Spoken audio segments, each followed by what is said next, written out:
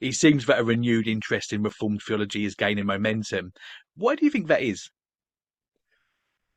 I don't know entirely. I hope it's not just a cyclical thing where it's a fad. I think that there are a couple features that people are really grabbing onto. I do think there's a renewed interest in what biblical worship looks like. We've been in such chaos for decades, and there's been this implicit assumption that God doesn't tell us how to worship him.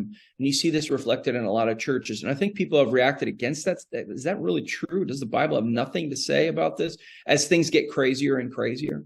So I think there's that impulse. I think there is while I don't want to make this a selling point, what I want to start with is the fact that it's biblical, but it's also, there's an intellectually satisfying element of Reformed theology. It answers a lot of questions that Yeah. I think maybe more unbalanced systems don't really have good answers for. So it gives a whole comprehensive set of answers to the most important questions of life, and they're biblical answers. They're answers inspired by God. I think that's part of it.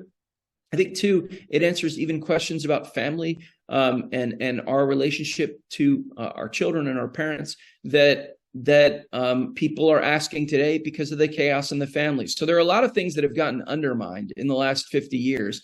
And it seems to me when I talk to people that some of the younger people are kind of picking their heads up and saying, what's going on here? We really need answers to these questions. These are vital questions.